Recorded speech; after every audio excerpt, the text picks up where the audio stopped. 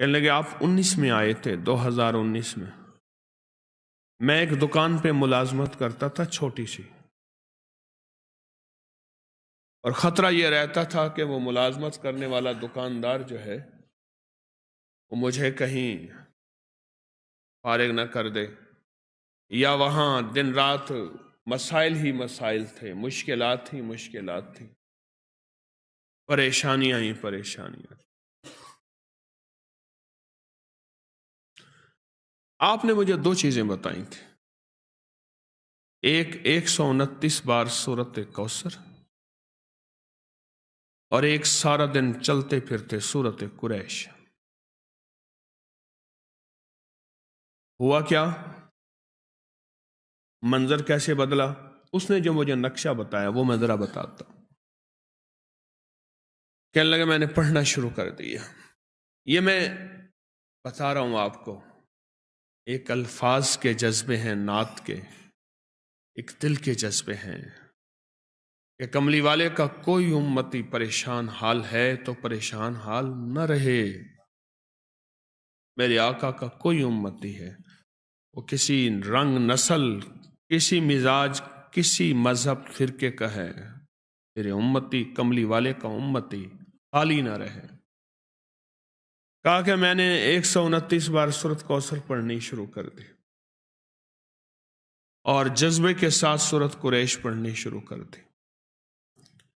یہ جو انہوں نے لفظ جذبہ کہا ہے نا، یہی جذبہ فیصلے کرواتا ہے۔ الفاظ سے زیادہ کیفیات فیصلے کرواتے ہیں۔ میری بات پہ غور کریں، مظلوم کے پاس کوئی اسم اعظم نہیں ہوتا، مظلوم کے پاس ایک جذبہ ہوتا ہے، وہی جذبہ عرش الہی کو ہلا دیتا ہے۔ ہمارے پاس الفاظ ہوتے ہیں، کیفیات نہیں ہوتی، جذبہ نہیں ہوتا، اور جذبے کی کمی کی وجہ سے ہم محروم رہ جاتے ہیں۔ پھر کہتے ہیں اتنا عرصہ آئے، اتنا عرصہ کیا، کیوں نہیں ملا؟ جذبہ جذبہ جذبہ۔ تو کہنے لگے میں نے جذبے سے پڑھا، جذبے سے پڑھا۔ میں کھجور کی دکان پہ کام کرتا تھا، چھوٹا سا ملازم تھا۔ ایک بڑا گاہک آیا کنٹینر کا، دوسرے ملک کھجور بھیجنی تھی، تو میرے مالک کے پاس آیا، اس نے کھجور کے جو ریٹ دیے وہ زیادہ تھے۔ انہوں نے کہا آپ زیادہ دے رہے ہیں، کچھ کم کر دیں۔ انہوں نے کہا یہی ہیں ہمارے ریٹ، اور وہ میرا مالک مدینہ کی منڈی کا بڑا سوداگر ہے، اور ایسا سوداگر ہے وہ جو ریٹ نکالتا ہے وہی چلتا ہے۔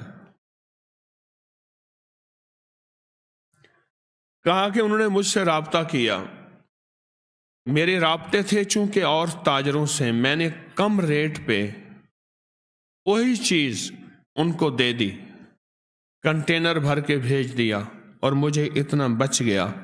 کہا کہ وہ سب سے پہلا تحفہ تھا 129 بار سورت کوثر اور سورت قریش کا۔ 19 گیا، 20 گیا، 21 گیا، اب 22 بھی گیا۔ آج میں خود تاجر ہوں، آج میں خود تاجر ہوں۔